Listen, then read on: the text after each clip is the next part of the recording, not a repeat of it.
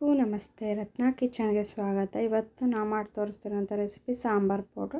ಈ ಸಾಂಬಾರು ಪೌಡ್ರು ತುಂಬ ಸುಲಭ. ಮಾಡೋದು ಹೇಗೆ ಅಂತ ನೋಡೋಣ ಬನ್ನಿ. ಮೊದಲಿಗೆ ಒಲೆ ಹಚ್ಚಿ ಒಲೆ ಮೇಲೆ ಒಂದು ಬಾಣಲಿ ಇಟ್ಟು, ಬಾಣಲಿ ಬಿಸಿ ಆದಮೇಲೆ ಅದಕ್ಕೆ 1 ಸ್ಪೂನ್ ಎಣ್ಣೆ ಹಾಕಿ, ಎಣ್ಣೆ ಕಾದ್ಮೇಲೆ ಅದಕ್ಕೆ 2 ಸ್ಪೂನ್ ಕಡಲೆಬೇಳೆ ಹಾಕಿ, 1 ಸ್ಪೂನ್ ಉದ್ದಿನ ಬೇಳೆ ಹಾಕಿ ಸ್ವಲ್ಪ ಕಲರ್ ಚೇಂಜ್ ಆಗೋ ತನಕ ಹುರ್ಕೋಬೇಕು. ಹುರ್ಕೊಂಡಾದ್ಮೇಲೆ ಅದಕ್ಕೆ ಚಿಕ್ಕ ಸ್ಪೂನಲ್ಲಿ 1 ಸ್ಪೂನ್ ಮೆಂತ್ಯ, 3/4 ಸ್ಪೂನು ಮೆಣಸು ಹಾಕಿ ಸ್ವಲ್ಪ ಹುರ್ಕೋಬೇಕು. ಹುರ್ಕೊಂಡಾದ್ಮೇಲೆ ಅದಕ್ಕೆ 3 ಸ್ಪೂನ್ ಜೀರಿಗೆ ಹಾಕಿ, ಜೀರಿಗೆ ಹಾಕಿದ್ಮೇಲೆ ಅದು ಸ್ವಲ್ಪ ಕಲರ್ ಚೇಂಜ್ ಆಗೋ ತನಕ ಹುರ್ಕೋಬೇಕು. ಹುರ್ಕೊಂಡಾದ್ಮೇಲೆ ಅದಕ್ಕೆ 2 ಪೀಸ್ ಚಕ್ಕೆ, ಸ್ವಲ್ಪ ಕರ್ಬೇವಿನ ಸೊಪ್ಪು ಹಾಕಿ ಸ್ವಲ್ಪ ಫ್ರೈ ಮಾಡ್ಕೋಬೇಕು. ಕರ್ಬೇವಿನ ಸೊಪ್ಪು ಫ್ರೈ ಆದಮೇಲೆ ಅದಕ್ಕೆ 4 ಸ್ಪೂನ್ ಧನಿಯಾ ಹಾಕಿ, ನಾನು ಸ್ವಲ್ಪ ದೊಡ್ಡ ಸ್ಪೂನ್ ತಗೊಂಡಿದ್ದೀನಿ.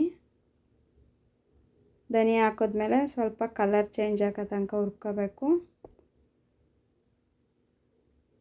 ಧನಿಯಾ ಹುರಿದಾದ್ಮೇಲೆ ಅದಕ್ಕೆ 15ರಿಂದ 20 ಬ್ಯಾಡಗೆ ಮೆಣಸಿನ್ಕಾಯಿ ಹಾಕ್ತಾಯಿದ್ದೀನಿ. ಒಂದು 4 ಒಣಮೆಣ್ಸಿನ್ಕಾಯಿ ಹಾಕ್ತಾಯಿದ್ದೀನಿ. ಹಾಕಿ ಚೆನ್ನಾಗಿ ಹುರ್ಕೋಬೇಕು. ಹುರಿದಾದ್ಮೇಲೆ ಗ್ಯಾಸ್ ಆಫ್ ಮಾಡಿ ತಣ್ಣಗಾಕ್ಬಿಡ್ಬೇಕು. ತಣ್ಣಗಾದ್ಮೇಲೆ ಮಿಕ್ಸಿ ಜಾರ್ಗೆ ಒಣಮೆಣ್ಸಿನ್ಕಾಯಿ, ಬ್ಯಾಡಗೆ ಮೆಣಸಿನ್ಕಾಯಿಗೆ ಸ್ವಲ್ಪ ತರಕಾರಿಯಾಗಿ ಪೌಡ್ರ್ ಮಾಡ್ಕೊಂಡು, ಪೌಡ್ರ್ ಆದಮೇಲೆ ಹುರಿದಿರೋಂಥ ಮಸಾಲೆ ಎಲ್ಲನೂ ಹಾಕಿ, ಸ್ವಲ್ಪ ಅದಕ್ಕೆ ಅರಿಶಿನ ಪುಡಿ, ಸ್ವಲ್ಪ ಹಿಂಗೆ ಹಾಕಿ ನೈಸ್ ಪೌಡ್ರ್ ಮಾಡಬೇಕು. ಈ ಸಾಂಬಾರು ಪೌಡ್ರು ಇಡ್ಲಿ ಸಾಂಬಾರು ಜೊತೆಗೆ ತುಂಬ ಚೆನ್ನಾಗಿರುತ್ತೆ. ಬೇಳೆ ತರಕಾರಿಗೆ ತುಂಬ ಚೆನ್ನಾಗಿರುತ್ತೆ. ನೀವು ಒಂದ್ಸಲ ಟ್ರೈ ಮಾಡಿ. ಪೌಡ್ರ್ ಆದಮೇಲೆ ಈ ರೀತಿ ಬರುತ್ತೆ. ನೀವು ತುಂಬ ಇಷ್ಟಪಡ್ತೀರ. ಇಷ್ಟ ಆದರೆ ಲೈಕ್ ಮಾಡಿ, ಸಪೋರ್ಟ್ ಮಾಡಿ. Thank you for watching.